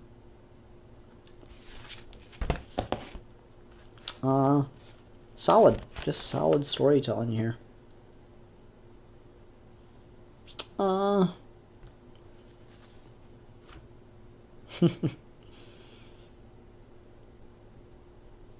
think that's all I got to say about this issue, though. If you're not reading Tom King's Batman yet, screw it. I don't want you to read it. I'll keep all the issues for myself. I always find that attitude that some fans have really perplexing. It's like, no, you're not a real fan. You can't be into this thing.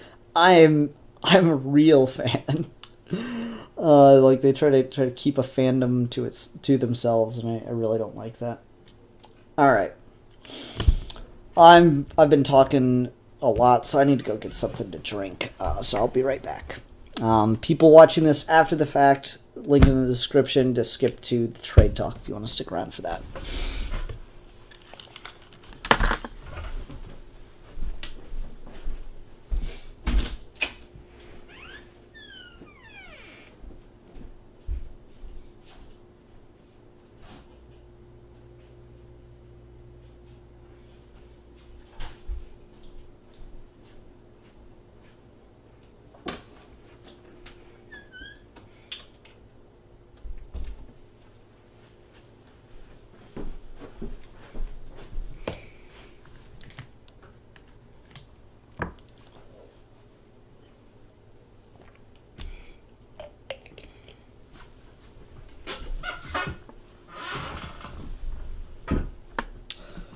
Okay. Why was I wearing headphones that entire time? Guys, I'm not very bright. Oh, alright, I'm going to do just a couple minutes interacting with you in the comments while I drink some of this before I do trade talk. So, throw me some thoughts or just random conversation we'll have for a few minutes, and then I'll go on to that, since I won't be interacting with you guys once I start doing the trade. I'm starting to cut out live interaction with the audience while I'm doing trade talk. But I want to get, since I'm now posting those as their own, additional videos, I want to get a better sense of just straight review, and I watched a couple of the ones from the early days of live show and stuff, and breaking from the review to interact with the live audience just doesn't flow as well. It kind of interrupts the review too much, so I don't really want to do that for anymore. So I don't think I'll be interacting too much with the live audience during the show, even though sometimes you guys help me out finding stuff out and make me less dumb than I am, but just in general, I don't think that me breaking and going, oh, what'd you say? Read.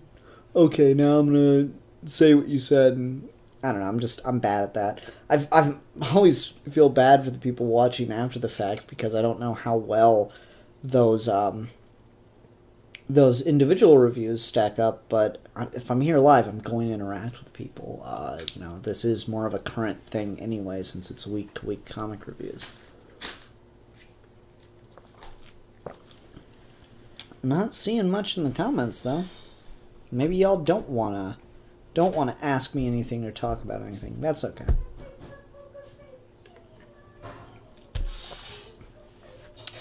All right.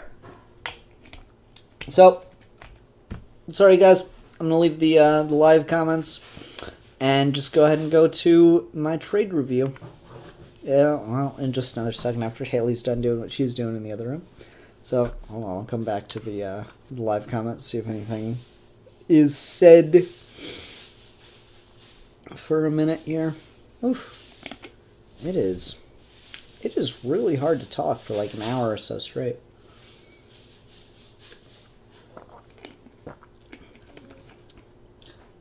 Oh, man. Alright, I think she's good. Okay. Let's go ahead and go on to Trade Talk.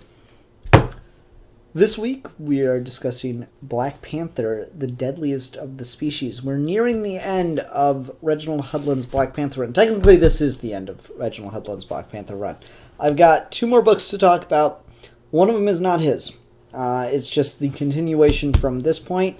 I screwed up last week when I was talking about, what was it? Black Panther Secret Invasion. That was written by Jason Aaron. It's just part of the Black Panther run that Hudlin was working on mostly. So I felt kind of silly doing that. But anyway, this is Deadliest of the Species. This collects Black Panther 1-6, which started a new series. I don't know why things do that. So I guess Hudlin just kind of was like finishing up what he had to say with these characters and wanted to go and you know, finish up a character arc and then hand the book off to someone else. That's what the next volume will be. And then we'll go back again to discuss a kind of standalone flashback issue. So in Black Panther Deadliest of the Species, you will notice that there is a female Black Panther on the cover. This is a really interesting story because it deals with just like, what does Wakanda do when there is a crisis? I mean, just, you know, when you think about it, Black Panther is the head of his state. He is the king in his country. And in this issue, he comes on panel by crashing his jet in the middle of Wakanda. And, you know, there's no stopping it. It just happens. It's violent. It's scary. And it immediately sends Wakanda into a crisis because T'Challa is not only injured, not only unconscious, but has been put into a coma. He is, like, physically hurt in a major way and is comatose. So he is not in any capacity able to operate as the Black Panther. And it's intercut with flashbacks of what exactly happened with him. That I'll talk about later, but basically he went to... I'll just mention it real quick, since it's not super important to the story itself.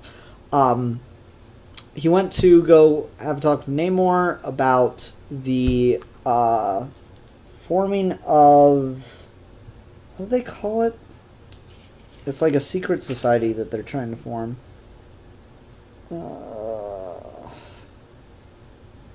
Something connected to Norman Osborn, but, you know, it's the secret society that involves Doom, Emma Frost, all these other characters in the Marvel Universe.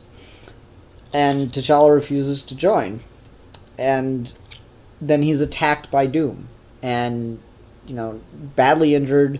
Both of the bodyguards die in the process, and so he arrives in Wakanda, and they get him stabilized in a in like a, you know, medical vat kind of thing. But the doctors say, oh, it's really touch and go. He could die at any second. And so this is our crisis mode.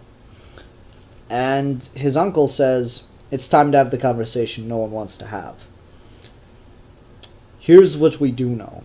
Our king is in a coma. His bodyguards, the Dora Milaje, are missing or dead. And whoever did this to him must know he is incapacitated, possibly dead, and might be ready to storm our gates at any moment. No one wants to discuss the worst-case scenario, but we cannot avoid the obvious. As of this moment, Wakanda has no Black Panther. We must initiate the protocols. Protocols that have existed since the very foundation of Wakanda. Queen Mother, please, you know I am correct. So the question is, who will be the Black Panther? And we get this panel of Storm and... oh, crap, what's her name? I can never remember her goddamn name.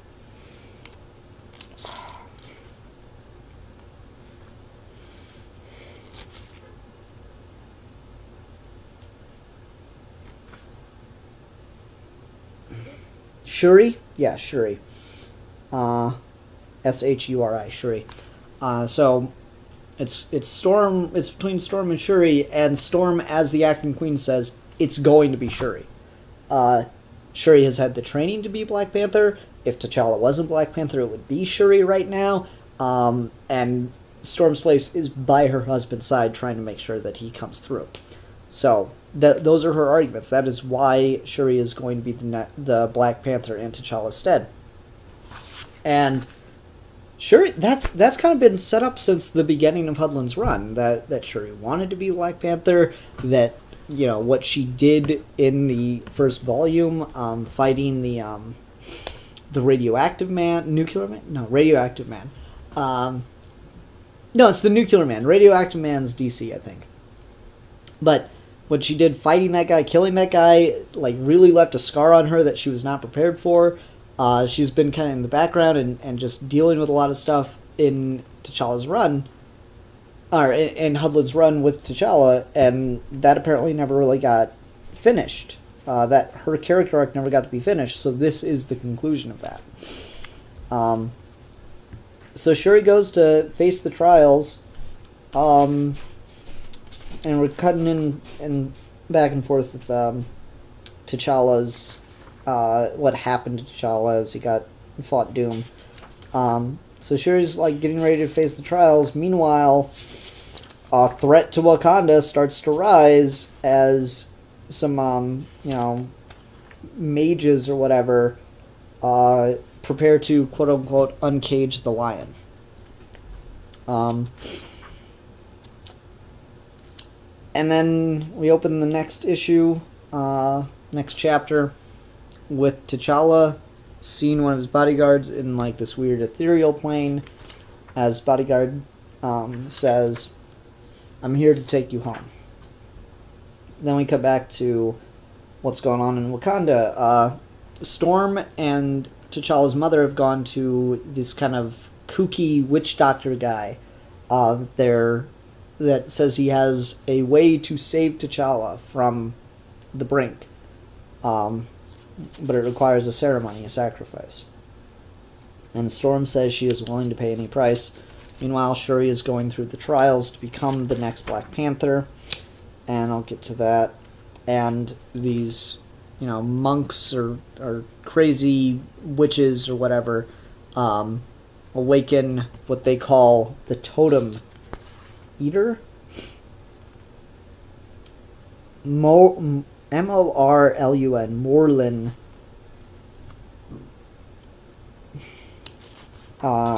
who just starts going on a fucking rampage across the African continent toward Wakanda. He immediately kills the guys that summoned him and just starts marching to Wakanda. Then we go. This is all over the place, but I really like the way that it's paced and intercut, because you're following multiple plot threads, but all of them really help feed off of each other, and it just creates a lot of tension and dramatic suspense in this. So T'Challa is there with his bodyguard in this ethereal plane, but it's not really his bodyguard. It's just like, I'm here to take you to your reward because you're dead now. Meanwhile, Storm's trying to enter that plane as Shuri is preparing for the final trial of the Black Panther.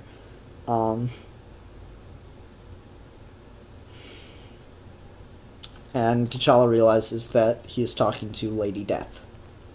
A very different design for Lady Death, but since we got like kind of an African version going here, I think it's okay to break the traditional Marvel design. God, I love this cover. everything with the Panther God is so fucking fascinating in Black Panther. It's just so... It's like Star Wars in the goddamn cave on Dagobah, right? It's just so, like, trippy and ethereal, and that's neat. So anyways, this threat continues making its way to Wakanda, and it's just bulldozing all over everything that it touches.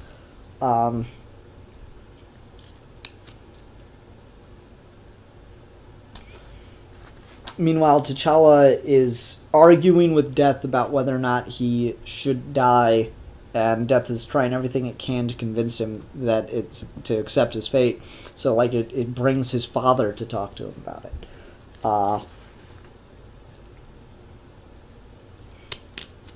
Sion is Sion?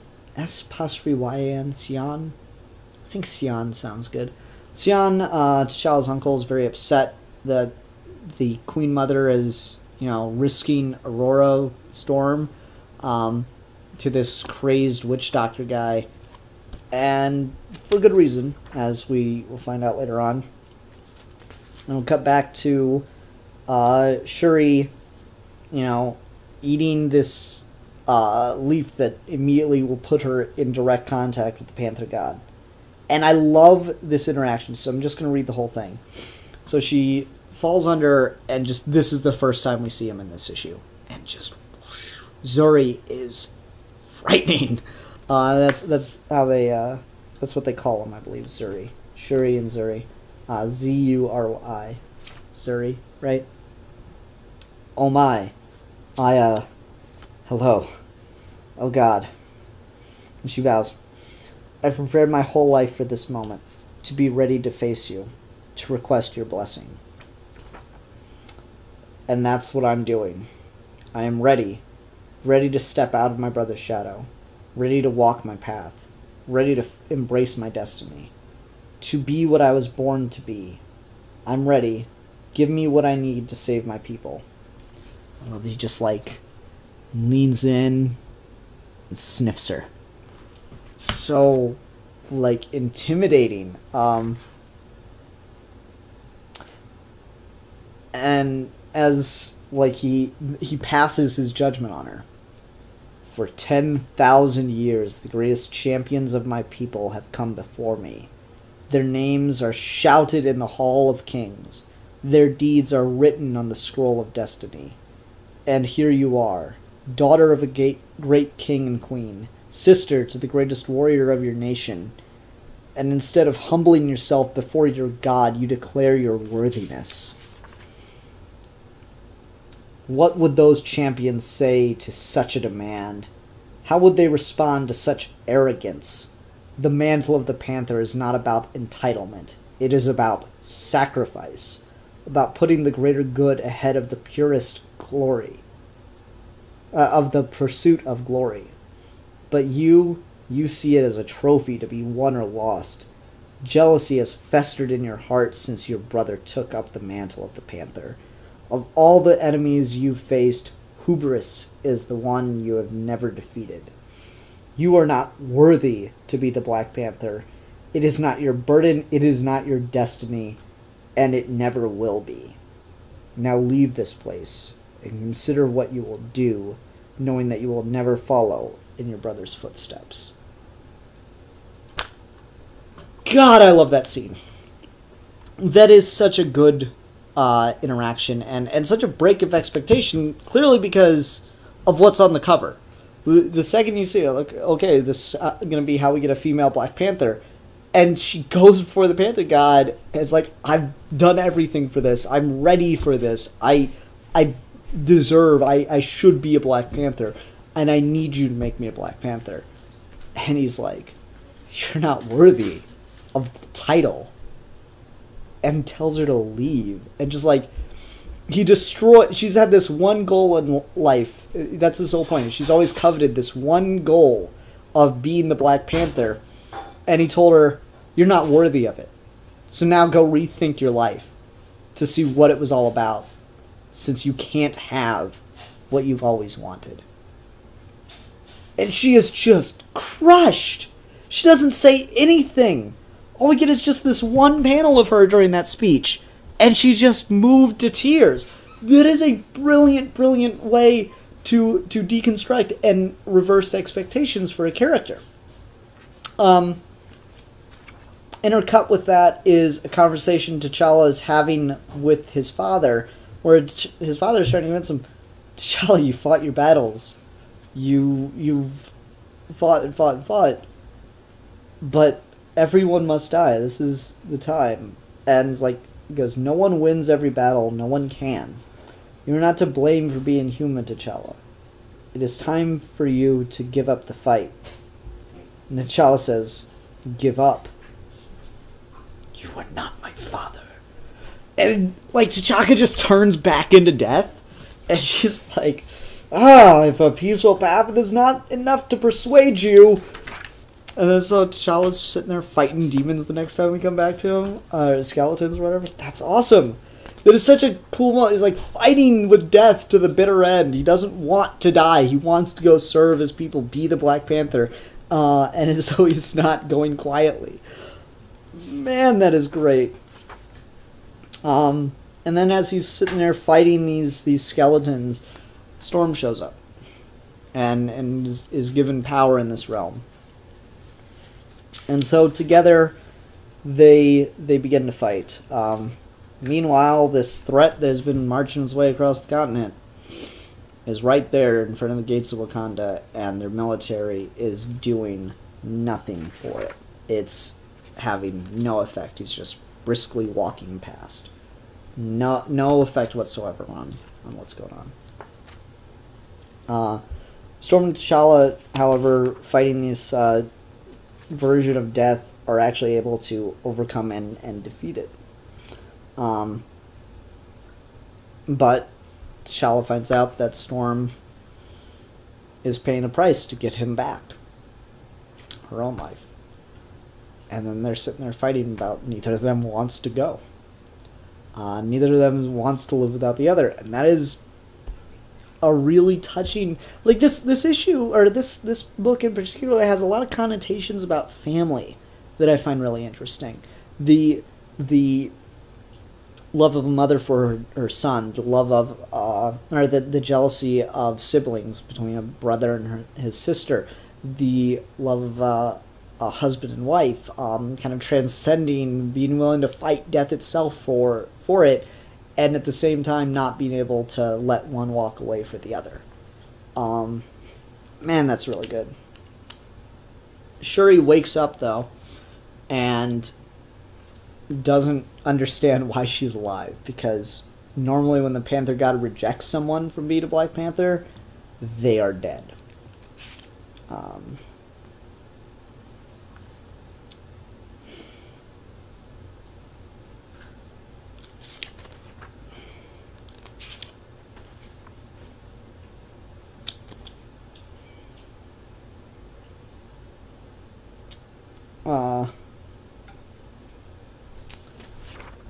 So the family, not knowing what to do, goes to the witch doctor and is trying to confront him because he seems to be the only one with a solution.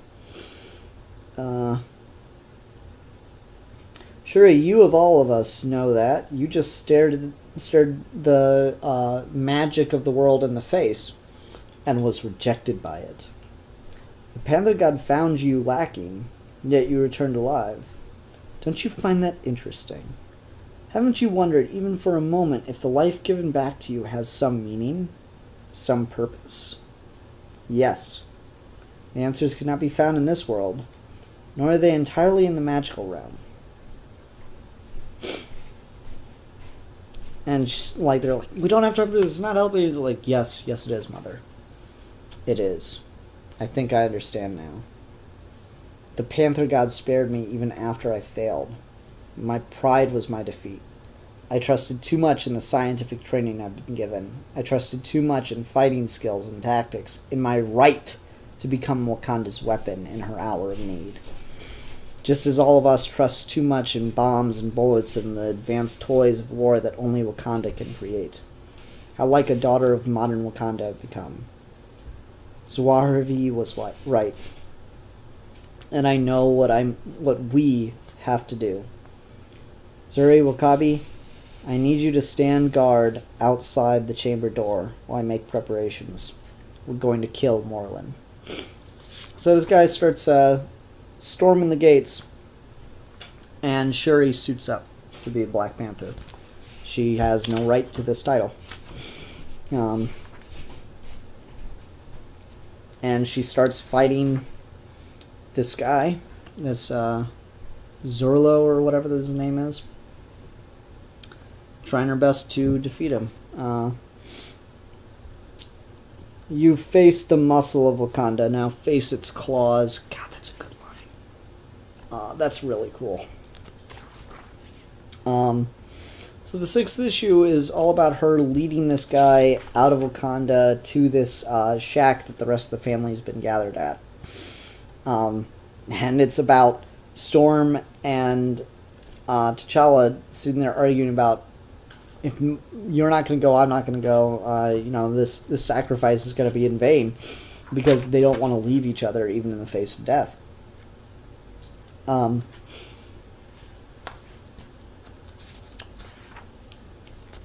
But in any case, Shuri is able to lead this threat, or bring this threat back to this witch doctor's hut. And I thought this was pretty clever. They're able to use the magic of the witch doctor to put this guy in the same realm that T'Challa and Storm are in. And in doing so, as soon as Death recognizes him, he is a much tastier piece of meat than either T'Challa or Storm combined. And so she says, go, I don't care now.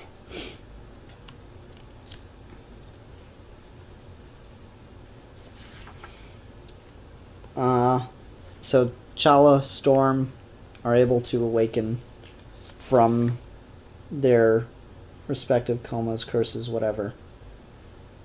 And Shuri is now the acting Black Panther while T'Challa is in recovery.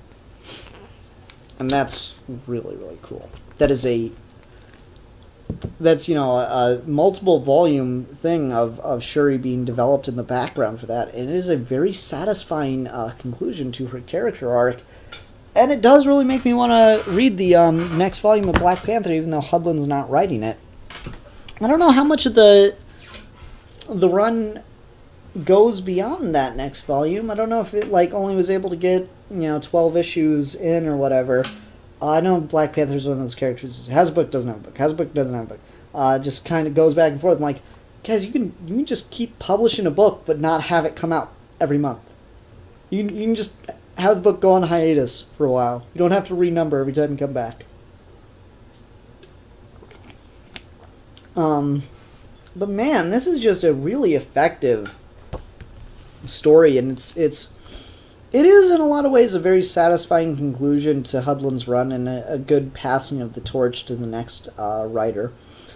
I didn't talk much about the art in this, but it is gorgeous. I love the looks we get at Shuri as the Black Panther, even though she's only one issue of it. But man, that is fantastic looking. It has that cool factor. That's the thing Hudlin really knows how to deliver, and artists, who's doing the art this issue? Scott Lashley, I want to say? Ken Lashley. That's Scott Eaton I was thinking of.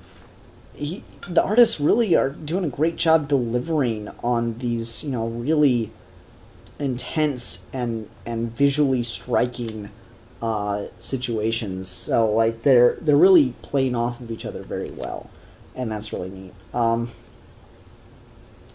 This has the option to look really busy at times, with so many things going on the page. T'Challa and Storm fighting an army of skeletons, but I feel the artist does a good job of making sure things don't get lost. The colorist helped a lot too here with the way things are just laid out and shaded. It just, it's a lot of black, but it all looks really good. Nice different shading. Paul Mounts did that. Paul Mounts and Paul Neary did the colors and inks respectively. So that's really impressive, and it just looks great, man.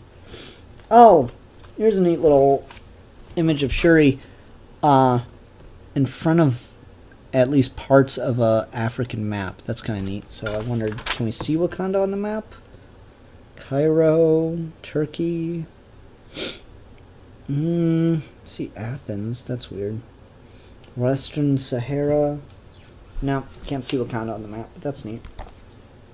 What else?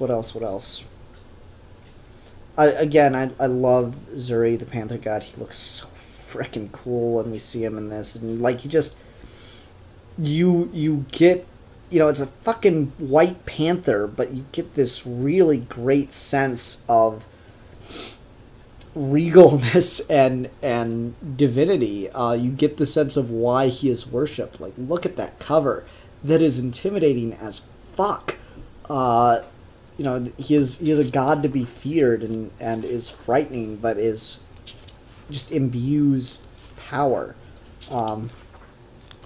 Again, I really, really love this page of Shuri meeting Zuri for the first time, like looking him in the face. And again, the sequence of him telling her why she is not worthy to be the Black Panther is really, really cool. And I love just how incredibly intimidating he appears. It really works. And how he just, saunters away. He's not like... it's weird. They visualize the gods earlier in the book. And he doesn't look anything like that. So I like the idea that people have different interpretations of him than what he is actually like. That's kind of neat. See if I can find that. Like, that's the witch doctor. Oh, there it was.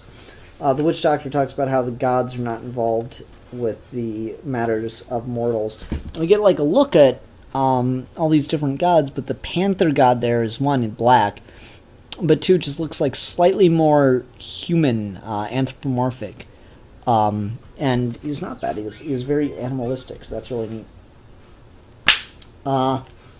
Dig the hell out of this book, man. It's a really solid issue, or read. So yeah, I'm gonna pick up the next volume. That'll be the last of the run, and then I'll read the Flags of Our Fathers one shot, whatever you want to call that. That's Black Panther, Captain America. So that'll be next time. After that, I've got a couple of one-off episodes to do for different trades I've got collected. There's Thor, Star Wars, very small Zorro book. But yeah, after I get all that done, there will be decide what my next long form series is going to be. Anyway, that'll do it. Everyone, thanks very much for watching. I hope you enjoyed this episode of Trade Talk, and see you next time. Everyone that came live for comic reviews, thank you very much for coming live. I hope you enjoyed that very long episode. I feel very winded after all that. So, thanks a lot, everybody. Bye.